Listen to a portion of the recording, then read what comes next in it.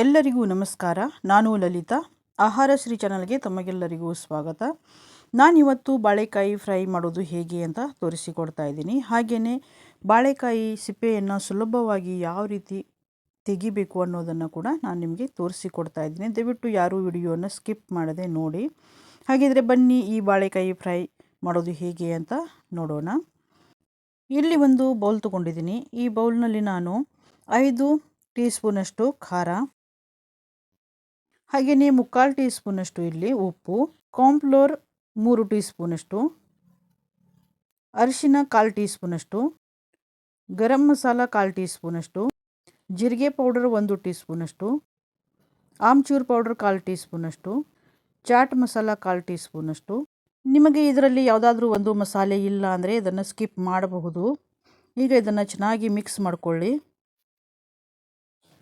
Mix ಆದ ನಂತರ ಇದರಲ್ಲಿ ಸ್ವಲ್ಪನೇ ನೀರು ಹಾಕಿ ನಾವು ಮಿಕ್ಸ್ ಮಾಡ್ಕೋಬೇಕು. ಒಮ್ಮೆಲೆ ಹೆಚ್ಚು ನೀರು ಹಾಕ್ಲಿಕ್ಕೆ ಹೋಗಬೇಡಿ. ಸ್ವಲ್ಪನೇ ನೀರು ಹಾಕ್ಕೊಂಡು ಮಿಕ್ಸ್ ಮಾಡ್ಕೊಳ್ಳಿ. ಒಂದು ಪೇಸ್ಟ್ ಥರ ಮಾಡ್ಕೊಳ್ಳಿ.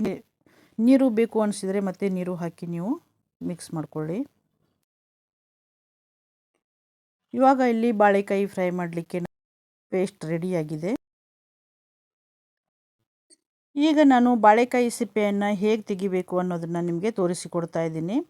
ಕೆಲವರಿಗೆ ಬಾಳೆಕಾಯಿ ಸಿಪ್ಪೆ ತೆಗೆಯೋದು ಕಷ್ಟ ಅನ್ನಿಸಬಹುದು. ಈ ರೀತಿಯಾಗಿ ತೆಗೆದರೆ ಆರಾಮಾಗಿ ನಾವು ಸಿಪ್ಪೆಯನ್ನು ತೆಗಿಬಹುದು. ಇವಾಗ ನೋಡಿ, ಇಲ್ಲಿ ಈಸಿಯಾಗಿ ನಾವು ಬಾಳೆಕಾಯಿ ಸಿಪ್ಪೆಯನ್ನು ತೆಗಿಬಹುದು. ಏನೂ ಕಷ್ಟ ಅನಿಸಲ್ಲ, ಆರಾಮಾಗಿ ತೆಗಿಬಹುದು. ಈ ರೆಸಿಪಿಯನ್ನು 15 ನಿಮಿಷದಲ್ಲಿ ನಾವು ಮಾಡಿ ಮುಗಿಸ್ಬೋದು. ಅಷ್ಟು ಈಸಿಯಾಗಿ ನಾವು ಇದನ್ನು ಮಾಡಬಹುದು. ಇವಾಗ ನೋಡಿ, ಇಲ್ಲಿ ನಾನು ಈ ರೀತಿಯಾಗಿ ಬಾಳೆ ಸಿಪ್ಪೆಯನ್ನು ತೆಗಿತಾ ಇದ್ದೀನಿ. ನೋಡಿ, ಸುಲಭವಾಗಿ ನಾವು ಈ ಬಾಳೆ ಸಿಪ್ಪೆಯನ್ನು ತೆಗಿಬಹುದು. ಇದೇ ರೀತಿ ನಾವು 2 ಬಾಳೆಕಾಯಿ ಸಿಪ್ಪೆಯನ್ನು ತೆಗೆದು ಇಲ್ಲಿ ತಗೊಂಡಿದ್ದೀನಿ. ಮಧ್ಯದಿಂದ ಕಟ್ ಮಾಡಿ ಈ ರೀತಿಯಾಗಿ ಸ್ಲೈಸಸನ್ನು ನಾವು ಮಾಡ್ಕೋಬೇಕಾಗತ್ತೆ.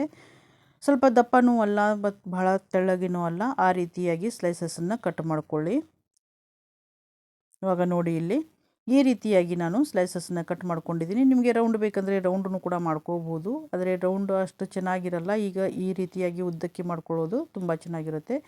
ನನಗೆ ಸ್ವಲ್ಪ ನೀರು ಕಡಿಮೆ ಆಗಿದೆ ಅಂತ ಅನ್ನಿಸ್ತಾ ಇದೆ. ಮತ್ತು ಸ್ವಲ್ಪ ಇಲ್ಲಿ ನೀರು ಹಾಕಿ ನಾನು ಈ ಬಾಳೆಕಾಯಿಯನ್ನು ಕಟ್ ಮಾಡ್ಕೊಂಡಿದ್ದೀವಲ್ಲ ಅದನ್ನೆಲ್ಲ ಹಾಕಿ ಈ ರೀತಿಯಾಗಿ ಮಸಾಲೆ ಹಚ್ಚಿ ನಾವು ಒಂದು 15 ನಿಮಿಷ ಇದನ್ನು ನಾವು ಇಡಬೇಕಾಗತ್ತೆ. ಈಗೆಲ್ಲ ಬಾಳೆಕಾಯಿಗೂ ಮಸಾಲೆ ಚೆನ್ನಾಗಿ ಹಚ್ಕೊಳ್ಳೋಣ. ಈ ವಿಡಿಯೋ ನಿಮಗೆ ಇಷ್ಟ ಆಯಿತು ಅಂದರೆ ಒಂದು ಲೈಕ್ ಕೊಡಿ. ನಿಮ್ಮ ಅನಿಸಿಕೆಗಳನ್ನು ಕಮೆಂಟ್ ಮಾಡಿ. ಹಾಗೆಯೇ ಇನ್ನಷ್ಟು ಸುಲಭದ ಅಡುಗೆಗಳನ್ನು ನೋಡಲಿಕ್ಕೆ ಆಹಾರ ಶ್ರೀ ಚಾನಲನ್ನು ಸಬ್ಸ್ಕ್ರೈಬ್ ಮಾಡಿ. ಈಗ ನೋಡಿ, ಅಲ್ಲಿ ಎಲ್ಲ ಬಾಳೆಕಾಯಿಗೆ ನಾನು ಮಸಾಲೆ ಹಚ್ಚಿ ಇಟ್ಟಿದ್ದೀನಿ. ಈಗ ಇದನ್ನು ನಾವು ಒಂದು 15 ನಿಮಿಷನಾದರೂ ಇದರ ಮೇಲೆ ಪ್ಲೇಟನ್ನು ಮುಚ್ಚಿ ಇದನ್ನು ಪಕ್ಕಕ್ಕೆ ಇಡೋಣ. ಇವಾಗ 15 ನಿಮಿಷ ಆಗಿದೆ. ಇಲ್ಲಿ ರವೆ ತೊಗೊಂಡಿದ್ದೀನಿ. ರವಾದ ಏನು ಅಳತೆ ಇಲ್ಲ, ನೀವು ನೋಡಿಕೊಂಡು ರವೆ ತೊಗೋಬಹುದು. ಇದರಲ್ಲಿ ಸ್ವಲ್ಪ ನಾನು ಉಪ್ಪನ್ನು ಒಂದು 1/4 ಟೀ ಸ್ಪೂನಷ್ಟು ಉಪ್ಪು ಸೇರಿಸಿ ಮಿಕ್ಸ್ ಮಾಡ್ಕೊಂಡಿದ್ದೀನಿ. ನೀವು ರವಾದಲ್ಲಿ ಉಪ್ಪು ಬೇಡ ಅಂದರೆ ನೀವು ಮಸಾಲೆಯಲ್ಲೇ 1/4 ಟೀ ಸ್ಪೂನಷ್ಟು ಅಲ್ಲಿ ಉಪ್ಪನ್ನು ಸೇರಿಸಿ 1 ಟೀ ಸ್ಪೂನ್ ಆಗುತ್ತೆ. 3/4 ಟೀ ಸ್ಪೂನ್ ಮೊದಲು ಹಾಕಿದ್ದೀವಿ, ಆಮೇಲೆ 1/4 ಟೀ ಸ್ಪೂನ್ ಹಾಕಿದರೆ 1 ಟೀ ಸ್ಪೂನ್ ಉಪ್ಪಾಗುತ್ತೆ. ನೀವು ರವಾದಲ್ಲಿ ಸೇರಿಸಲಿಲ್ಲ ಅಂದರೆ ಅಲ್ಲಿ ಸೇರಿಸ್ಕೋಬಹುದು, ಇಲ್ಲಾಂದರೆ ರವಾದಲ್ಲಿನೂ ಸೇರಿಸ್ಬೋದು. ಟೇಸ್ಟ್ ಚೆನ್ನಾಗಿ ಬರುತ್ತೆ. ಈಗ ಇದೇ ರೀತಿ ನಾವು ಎಲ್ಲ ಸ್ಲೈಸಸ್ಗೂ ರವೆ ಹಚ್ಚಿ ಇಲ್ಲಿ ತೊಗೊಂಡಿದ್ದೀನಿ. ಈಗ ಇಲ್ಲಿ ಗ್ಯಾಸನ್ನು ಆನ್ ಮಾಡಿ ಗ್ಯಾಸ್ ಮೇಲೆ ನಾನಿಲ್ಲಿ ಕಬ್ಬಿಣದ ಕಡಾಯಿಯನ್ನು ಇಟ್ಕೊಂಡಿದ್ದೀನಿ. ಕಬ್ಬಿನ ಕಡಾಯಿ, ದಪ್ಪ ತೆಳ ಇರುವಂಥ ಕಡಾಯಿಯನ್ನು ತಗೊಳ್ಳಿ. ಇದರಲ್ಲಿ 2 ಟೀ ಸ್ಪೂನಷ್ಟು ಎಣ್ಣೆ ಸೇರಿಸಿದ್ದೀನಿ.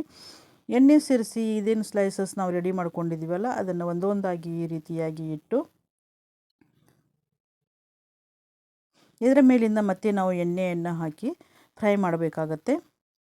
ನೋಡಿ, ಮೇಲಿಂದ ಸ್ವಲ್ಪ ಎಣ್ಣೆ ಹಾಕಿ ಇದರ ಮೇಲೆ ಒಂದು ಪ್ಲೇಟನ್ನು ಮುಚ್ಚಿ ನಾವು ಇದನ್ನು ಒಂದು 2 ನಿಮಿಷ ಮುಚ್ಚಿಡಬೇಕು. ಸಿಮ್ಮಲ್ಲಿನೇ ಇಡಿ, ಯಾವುದೇ ಕಾರಣಕ್ಕೂ ಉರಿಯನ್ನು ಹೆಚ್ಚು ಮಾಡಲಿಕ್ಕೆ ಹೋಗಬೇಡಿ. 2 ನಿಮಿಷ ಆದ ನಂತರ ಇದನ್ನು ಈ ರೀತಿಯಾಗಿ ತಿರುಗಿಸ್ಕೊಳ್ಳಿ. ಎಲ್ಲ ಬಾಳೆಕಾಯಿಯನ್ನು ತಿರುಗಿಸಾದ ನಂತರ ಮತ್ತೆ ಸ್ವಲ್ಪ ಇಲ್ಲಿ ಎಣ್ಣೆಯನ್ನು ಹಾಕಿ ಮತ್ತೆ ಇದರ ಮೇಲೆ ಪ್ಲೇಟನ್ನು ಮುಚ್ಚಿ ಮತ್ತು 2 ನಿಮಿಷ ಬೇಯಿಸ್ಕೊಳ್ಳಿ. ಇದೇ ರೀತಿ ನೀವು 2 ರಿಂದ 3 ಸಲ ಮಾಡಬೇಕಾಗತ್ತೆ, ಅಂದರೆ ಚೆನ್ನಾಗಿ ಬೇಯಬೇಕು. ಈಗ ಮತ್ತೆ ನೋಡಿ, ಇಲ್ಲಿ ನಾನು ತಿರುಗಿಸ್ತಾ ಇದ್ದೀನಿ. ತಿರುಗಿಸಿ ಚೆನ್ನಾಗಿ ಬೇಯಿಸ್ಕೊಳ್ಳಿ. ಮೆತ್ತಗಾಗುವವರೆಗೂ ಈ ಬಾಳೆಕಾಯಿಯನ್ನು ಬೇಯಿಸ್ಕೋಬೇಕು. ಈಗ ಎಲ್ಲ ತಿರುಗಿಸಿ ಆದ ನಂತರ ಮತ್ತೆ ನಾನು ಇದರ ಮೇಲೆ ಪ್ಲೇಟನ್ನು ಮುಚ್ಚಿ ಇಟ್ಟಿದ್ದೀನಿ. ಈಗ ಮತ್ತೊಮ್ಮೆ ನಾವು ತಿರುಗಿಸಿ ಇದನ್ನು ಹಾಕಬೇಕಾಗತ್ತೆ. ಇವಾಗ ಇಲ್ಲಿ ನೋಡಿ ಬಾಳೆಕಾಯಿ ತಿನ್ನಲಿಕ್ಕೆ ರೆಡಿಯಾಗಿದೆ. ಇದನ್ನು ನಾವು ಅನ್ನದ ಜೊತೆಯಲ್ಲಿ ಸೈಡ್ ಡಿಶ್ ಆಗಿ ತಿನ್ನಬಹುದು. ತುಂಬ ಚೆನ್ನಾಗಿರುತ್ತೆ. ಟೇಸ್ಟಿಯಾಗಿ ಸುಲಭವಾಗಿ ನಾವು 15 ನಿಮಿಷದಲ್ಲಿ ಇದನ್ನು ಮಾಡ್ಕೋಬಹುದು. ಎಲ್ಲರಿಗೂ ಧನ್ಯವಾದಗಳು.